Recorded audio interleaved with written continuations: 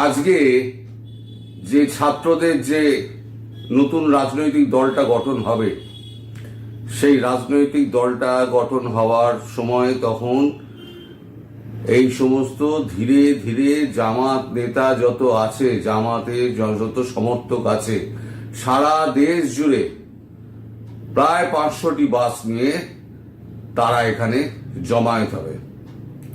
জমায়েত হয়ে তাদের হাতে কিন্তু অস্ত্র থাকবে। এই খবরটা পাওয়া গেছে আমাদের এজেন্সির কাছ থেকে। এখন এজেন্সি তারা কালকে রাতেই সেনাবাহিনীকে সতর্ক করেছে এবং আমার কাছে খবর আছে কাল রাত অবধি সেনাবাহিনীর হেডকোয়ার্টারে ঢাকায়, সেখানে সেনাপ্রধান ওয়াকারুজ্জামান তিনি সমস্ত সেনাদের সঙ্গে জরুরি বৈঠক করেন। অনেক রাত অবধি ওই বৈঠক হয়েছে এবং এই যে জমায়েতটা হবে, এই জমায়েতে সবার কাছে কিন্তু অস্ত্র থাকবে। আর এটাকে পুরো কোঅর্ডিনেট করছে ওই ফ্রান্সে বসে পিনাকি ভট্টাচার্য, আমেরিকায় বসে ইলিয়াস হোসেন এবং আর একজন হচ্ছে কনক সানোয়ার বা এইরকম একজন কিছু হবে। এই তিনজনে মিলে এটা কোঅর্ডিনেট করছে এবং 32 নম্বর ধানমন্ডি যেভাবে ভাঙা হয়েছিল, সেই 32 নম্বর ধানমন্ডি ভাঙার ওই রকম পরিকল্পনা অনুযায়ী সবাই এবার ধাবিত হবে ওই সেনা দপ্তরের দিকে এবং চেষ্টা করা হবে সেনা দপ্তরকে ভেঙে গুড়িয়ে দিয়ে সেখানে একটা হত্যালীলা চালানো। এই খবর আমাদের এখান থেকে পাওয়ার পর ওয়াকারুজ্জামান রাত্রিবেলা গোপন একটা মিটিং করেন। সেখানে সমস্ত সেনাবাহিনীর উচ্চ পদস্থ কর্তারা ছিলেন এবং বিমান বাহিনী এবং নৌবাহিনীর কর্তারা সেখানে উপস্থিত হয়েছিলেন। বিশেষ করে 9 নম্বর ব্যাটালিয়নকে এখানে একেবারে সদা প্রস্তুত থাকতে বলা হয়েছে। 9 নম্বর ব্যাটালিয়ন যারা গোলা বারুদ যারা চালিয়ে থাকে তাদেরকে হয়তো একটা রক্তক্ষয়ী একটা সংগ্রাম যদি ওরা আসে ভাঙতে আসে, তাহলে একটা কিন্তু রক্তক্ষয়ী সংগ্রাম হতে পারে। এখন এই অবস্থার সৃষ্টিটা হলো কি করে? গত 4 মাস ধরে আমাদের যিনি সেনাপ্রধান দ্বিবেদী সাহেব, তিনি কিন্তু আপনাদের বাংলাদেশের সেনাপ্রধানকে বারবার বলে যাচ্ছেন ম্যাজিস্ট্রেসি পাওয়ার আপনাদের হাতে আছে, আপনারা এরকম চুপ করে বসে থাকবেন না। এটার কিন্তু একটা নেগেটিভ একটা যাবে, বার্তা যাবে আপনার যারা এই সমস্ত কাণ্ড কারখানা করে বেড়াচ্ছে। তাছাড়া আপনাদের উপরে মানুষের যে ভয়, যে ত্রাসটা, সেই ত্রাসটা যদি চলে যায় তাহলে কিন্তু আপনারা বিপদে পড়বেন। এখন সেইটা কিন্তু ওয়াকারুজ্জামান কোনোভাবেই শোনেননি। উনি ভেবেছেন যা হচ্ছে হোক, আমি চোখ বুঝে বসে থাকি। এখন মরণকালে হরিনাম, এখন তার যোগটা আরম্ভ করে দিয়েছেন তিনি। গত 2-3 দিন আগে তিনি যে ভাষণটা দিলেন, তারপরেতে এই পিনাকিরা সমস্ত দল বল নিয়ে খেপিয়ে তুলেছেন যে ওয়াকারুজ্জামানকে পদত্যাগ করতে হবে। শুধু তাই নয়, যারা এই মুজিবপন্থী যারা সেনাবাহিনী আছে তাদেরকে ধরো আর কাটো। তারা ওখান থেকে যেমন ধানমন্ডি যেমন তারা কন্ট্রোল করেছিল, তারা বাইরে থেকে তারাও এবার ওই আজকের মিটিংটাকে তারা কন্ট্রোল করার চেষ্টা করবে এবং সেখান থেকে তারা মিটিং এর শেষে, আজকে শুক্রবার মনে রাখবেন, বেছে বেছে শুক্রবার কিন্তু করা হয়েছে, এই শুক্রবার দিন তারা একেবারে একটা রক্তক্ষয়ী সংগ্রামের দিকে নিয়ে যাবে বাংলাদেশটাকে। এছাড়াও একটা বড় খবর আছে, সেটা হচ্ছে বাংলাদেশ জুড়ে একটা আতঙ্ক এবং ত্রাসের সৃষ্টি করার জন্য একটা প্ল্যান করা হয়েছে, যে প্ল্যানটা হচ্ছে আমাদের মুম্বাই অ্যাটাকের মতো। এই প্ল্যানের পেছনে রয়েছে হিজবুত তাহরির, তারপর আপনার আইএসআই এবং পাকিস্তান থেকে আসা আপনার লস্করে তৈবার 11 জন কুখ্যাত সন্ত্রাসী, তাদেরকে নিয়ে আসা হয়েছে। এই খবরটা আমার কাছে আসতে একটু দেরি হবে। এই খবরটা করবো আমি একটু পরে, হয়তো 9টা 9:30 দিকে হয়তো করতে পারবো। এখন এই খবরটা, আগের এই খবরটা আপনারা শুনে রেখে দিন। আপনারা কিন্তু আজকে সতর্ক হন, আজকে বাইরে বেরোবেন না। 5টার মানে এই মিটিং শেষ হওয়ার আগে কোনো মতে ঘরে ঢুকে পড়ুন। আপনাদের ওপরে কিন্তু দারুণ রকমের আঘাত আসতে চলেছে। যদি সত্যি সত্যি এই ঘটনা ঘটে, তাহলে বাংলাদেশের মানুষের কপালে কিন্তু অশেষ দুর্গতি আছে, আমি বলে দিলাম। এখন প্রথম ওয়াকারুজ্জামান পুরো জিনিসটাকে তিনি উপেক্ষা করেছেন। ম্যাজিস্ট্রেসি পাওয়ার হাতে নিয়ে তিনি চোখ বুজে দাঁড়িয়েছিলেন। তারই সেনাবাহিনী, তাদের ক্যাপ্টেন থেকে আরম্ভ করে তাদের সাধারণ সদস্য যারা আছে, তারা অবাধে লুটতরাজ চালিয়েছে। মামলা দেওয়া, মামলা থেকে রেহাই দেওয়া, এই করে তারা কোটিপতি হয়েছেন।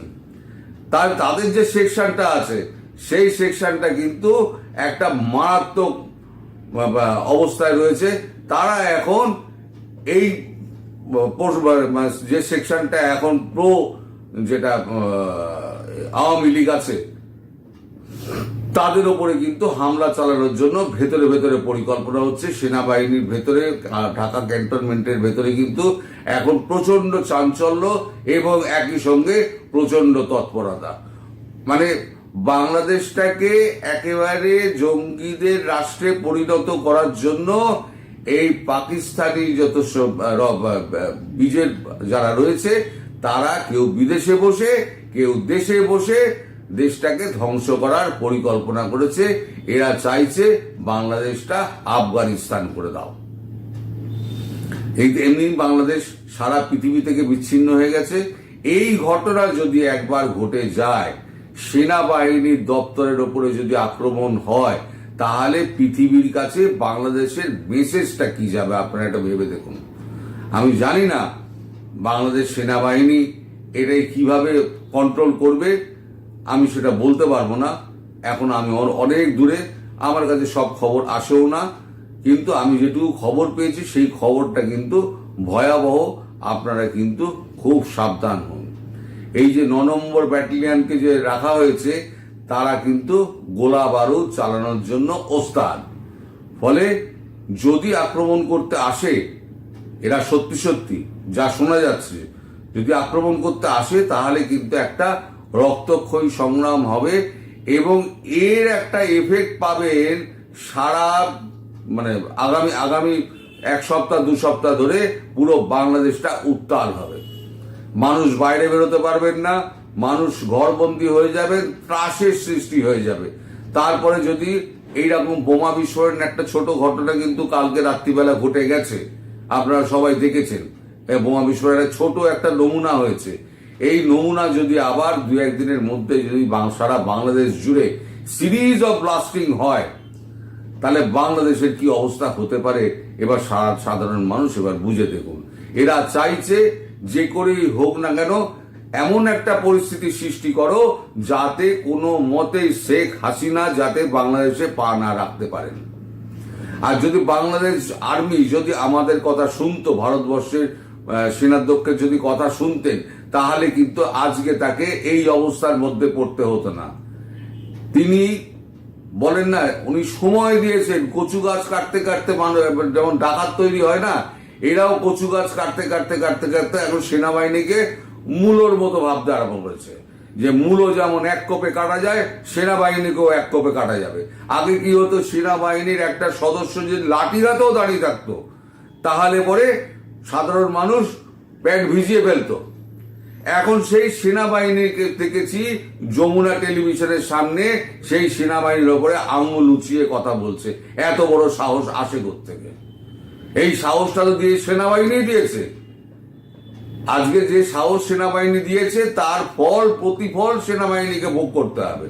ফলে সেনাবাহিনী যদি এখনো কড়া হাতে যদি এই অবস্থা দমন না করে, 10-20টা লাশ পড়বেই। কিন্তু সেনাবাহিনীকে কন্ট্রোল নিতে হবে। আর সেনাবাহিনী যদি দুর্বল হয়ে যায়, তাহলে বাংলাদেশ ম্যাপ কিন্তু পৃথিবী থেকে বিচ্ছিন্ন হয়ে যাবে। মানে পৃথিবী থেকে নিশ্চিহ্ন হয়ে যায়, বিচ্ছিন্ন হবে না, বিচ্ছিন্ন তেমন হয়ে রয়েছে, একেবারে নিশ্চিহ্ন হয়ে যাবে। বাংলাদেশ খন্ডে খন্ডে খন্ডে খন্ডে ভাগ হয়ে যাবে। এরা সেটাই চাইছে। সুতরাং এই যে দেশের শত্রু যারা বিদেশে বসে আছে, এদের বয়কট করুন। এরা আপনাদেরকে শান্তিতে থাকতে দেবে না। আজকে যারা আপনারা ওদের ফলোয়ার আছেন, কাল আপনাদেরকে ভিখারি করে ছেড়ে দেবে। আপনারা সেটা বুঝতে পারছেন না। আপনারা ওদের ফলোয়ার হয়ে আপনারা নিজের দেশের নিজের সর্বনাশ করছেন। আপনার পায়ে নিজের কুড়ুল নিজের পায়ে মারছেন। আপনাদের থেকে বড় কালিদাস আর কি হতে পারে? আমি যারা এই সমস্ত ইলিয়াস, পিনাকি, কনক সানোয়ার, এদের যারা ফলোয়ার আছে, আমি তাদেরকে বলছি, আপনারা কি করতে চাইছেন? নিজের দেশটাকে এইভাবে জ্বালিয়ে পুড়িয়ে আপনারা শেষ করে দেবেন, দেশের মানুষকে অস্থির করে দেবেন, আপনারা বাংলাদেশটাকে একেবারে পরাশক্তির অধীনে করে দেবেন। আপনারা বাঁচতে পারবেন? আজকে যদি বাইরের শক্তি যদি বাংলাদেশের মধ্যে প্রবেশ করে, যখন দুর্বল হয়ে যায়, তখন তো আশেপাশে পশ্চিমা দখল দেবেই। আপনারা তো নিজেরা দরজা খুলে দিচ্ছেন ডাকাতকে, যে এসো তোমরা আমার ঘরে এসো। আপনারা এখনো বুঝুন, আপনারা দেশটা আপনাদের। আমাদের প্রাক্তন প্রধানমন্ত্রী অটল বিহারী বাজপেয়ী, তার মতো বিদ্বান এবং পণ্ডিত মানুষ খুব কম আমাদের প্রধানমন্ত্রী হয়েছেন। তিনি এক ভোটে সরকার তার হেরে গেছিলেন। 13 দিনের সরকার ছিল। যাবার সময় একটা ভাষণের একটা ছোট ক্লিপ সারা পৃথিবী জুড়ে ঘুরে বেড়ায়। সেখানে তিনি বলেছেন, ক্ষমতা আসবে, ক্ষমতা যাবে, পার্টি আসবে, পার্টি যাবে, মানুষ আসবে, মানুষ যাবে, देश रहना चाहिए, ये देश रहना चाहिए। पार्टियां आएंगी, पार्टियां जाएंगी, ये पावर आएगा, पावर जाएगा, लेकिन ये देश रहना चाहिए। তিনি এক ভোটে হেরে গিয়েছিলেন, কিন্তু তিনি দেশের জন্য তিনি কোনো লড়াইতে যাননি। তিনি আবার গণতান্ত্রিকভাবে তিনি লড়াই করে ফিরে এসেছিলেন। তারপর তিনি 5 বছর সম্পূর্ণ রাজত্ব করেছিলেন। সুতরাং তার কথা যদি আপনারা মানেন, ওই রকম বিদ্বান একদম ব্যক্তির কথা এবং পণ্ডিত ব্যক্তির কথা যদি মানেন, তাহলে জানবেন যে আপনারা বেঁচে যাবেন। এই দেশটা রক্ষা করুন। দেশ না থাকলে আপনারা কেউ থাকবেন না। এই যারা আজকে ফলোয়ার হয়ে যারা আজকে এই সমস্ত করতে যাচ্ছেন, তারা কিন্তু একদিন এই দেশটাকে আর ফিরে পাবেন না। এই দেশ আপনার সোনার বাংলা, আপনার পুরে ছারখার হয়ে গেছে। বাকি যেটুকু আছে সেটুকুও পুড়ে যাবে।